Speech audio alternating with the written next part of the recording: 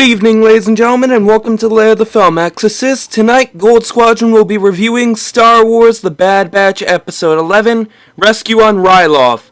The Batch is tasked with a dangerous mission. So, 12. Go ahead. No, it's episode 12. You said 11, it's 12. Oh, so it is. I must have accidentally put the wrong, thing. We follow Hera as she's trying to contact the Batch, to free her parents and, her uncle... Gobi, yes. Her uncle Gobi, save them from, the rule of Admiral... Help me out here. Rampart. Admiral Rampart, who plans to have them executed the very next day to destroy the resistance of the Ryloth people against the Empire, and pretty much this is a big rescue escape episode.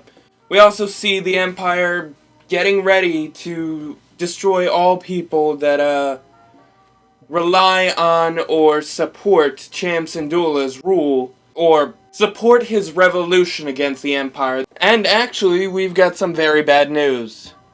Senator Un Frita is still alive. So... No, I don't think he's alive. No, they said he was alive. He's in critical condition, but he's still heavily alive. Yeah, but you know the Empire's all about propaganda and lies, so I don't believe it. You never know. I mean, they could turn him into... It could turn out to be true and he comes back with all these cybernetics in his head that makes it easier to control him. I mean, I'm definitely not happy about it because I want that fat pig dead. If he is still alive, think of all the Twi'leks that will be pushed into slavery. I mean, they haven't even started capturing Geonosians and Twi'leks for the construction of the Death Star yet. I mean, that also makes me think, are we ever going to go to Kashyyyk? We just got off Ryloth, where most Twi'leks were enslaved to build the Death Star. Per the Empire at War video game storyline, which is from a really old game from 2005. They may be going to each planet where the slaves will be taken. I mean, next could be Kashyyyk. Maybe they've got to go to Kashyyyk to help free the enslaved Wookiees. That would be a really good episode. I think that would be kind of cool to see like an even younger Chewbacca than what we got in Solo. That might be pretty cool, but like for all we know, like by that time, he's probably already captured and sent to whatever planet. Mimban. He was sent to Mimban, so he might have already been transported there. But then again, if not, we might. But you know, if not, we might see the Empire like try and take the Wookiees, and Chewbacca plays a pivotal role in that. And ultimately ending up him getting captured and sent to Mimban for Solo, a Star Wars story.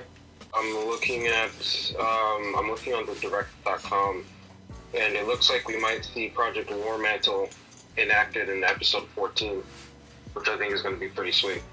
I would gladly see that. Well, Project War Mantle was when the Empire finally decided to cut all cloning facilities and start using conscripted soldiers. The season finale might actually be the Clone Uprising. Nice! We definitely know that Crosshair is on the hunt for the Bad Batch, officially now. Admiral Rampart just gave him the command after he asked, "Request permission to hunt them down." Granted. Yeah, he finally gave me okay. So that's going to be interesting because the next episode title is Infested. So I'm not really sure what that means. Could it be Crosshair's chip? Could it have something to do with the chips? We will never know. Infested sounds like a zombie episode, so maybe Something about a zombie invasion on a planet. Maybe we could get this universe's version of the Red Harvest virus. I was actually thinking, what if they go back to Geonosis? That would be interesting. Yeah, but didn't they destroy all those eggs? Remember in Rebels, there were still Geonosians, and they even talked about how the Empire almost wiped out all the Geonosians except for the one Kanan, Rex, and Saw found. Bebo. Yeah, so right now, at this point in the Bad Batch, the Empire probably hasn't gone through with the whole genocide on Geonosis yet. Well, I mean, I wouldn't really say it's a genocide. It was the enslavement of them and then a full-on genocide. So I still think my idea of us seeing the Geonosians get enslaved is gonna happen instead. I also found it interesting that your simping actually proved right. Howzer turned against Admiral Rampart and basically helped the Bad Batch escape from Ryloth. I knew it. But we all knew it. Deep down, we all knew it. Well, then again, you also noticed that there were parts of his squadron that actually joined him in being arrested. Maybe the chips are losing their effect. Go ahead. Once again, I also think chips were never activated. I'm still on that theory because there was no Jedi on Ryloth. That is a possibility, but I still think that maybe 3/4 of the clone troopers that were made... Well, actually that does work with your thing. 3/4 of the clone troopers that were made, their chips were never activated, so they never had a reason to kill anyone, and so they were still loyal to the people that they were serving. See? So, I'm still sticking with my theory that the chips were never activated, and the only reason why the clones are acting so strict now is only because they don't have the spunky personality of, their Jedi leaders. They probably think if they show personality or individuality, they'll just be reprimanded or conditioned or turned into a maintenance clone or something like that. Well, I mean, we still have to see what's going to happen to Howzer. He could end up executed for his treason against the Empire. Yeah, I think Howzer's turning against the Empire is going to play into episode 14, which is the War Mantle. I think that Rampart is going to hear about it, execute Howzer, warn Tarkin, and then he'll make the final decision in that episode to terminate all cloning facilities. Well, I'm pretty sure Rampart already knows. I mean, it happened under his watch. Oh, for sure, but I'm just saying that I think because War Mantle is happening in only 2 episodes, that then he'll just he'll just tell Tarkin to watch out or something like that. Clones are turning against the Empire, and then Howzer's actions will basically be the catalyst for Project War Mantle being enacted. True. Did you also notice how freely Tech was flying? I mean, that was pretty fucking awesome right there. Watching all the maneuvering, just taking out that refinery, and you'd think Tech would be a lot more, or a lot less strategic, a lot more robotic with the way he flies.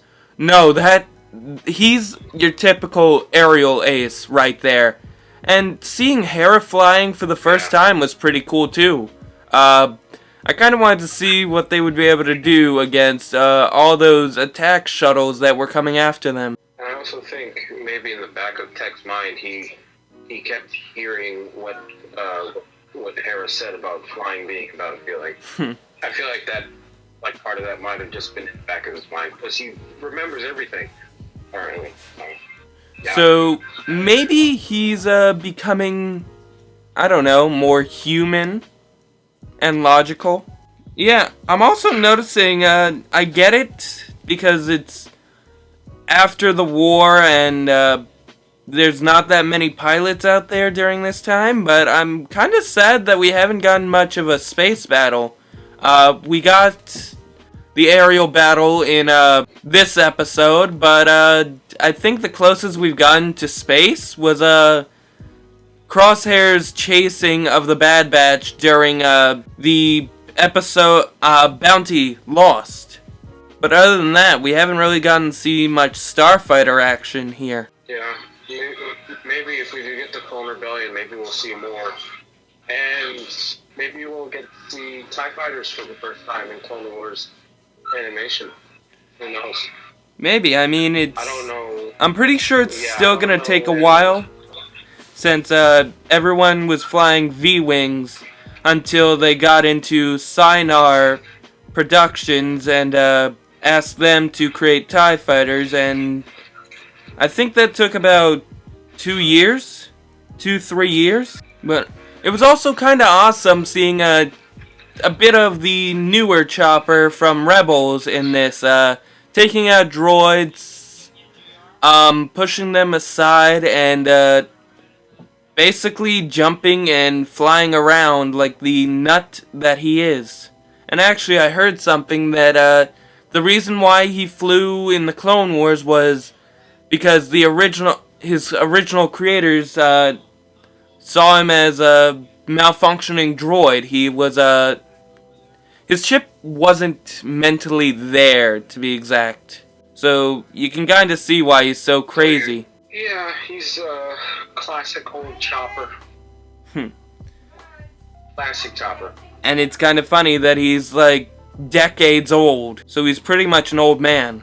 But yeah, this was a really good episode, testing the loyalties of the clones. You see a lot of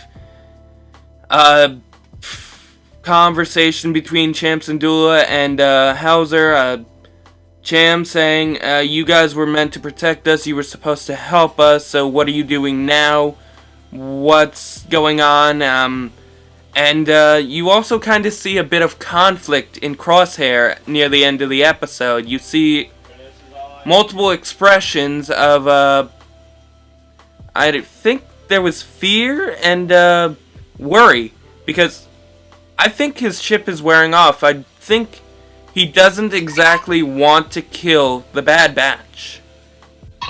Yeah, I think part of that is because Tarkin had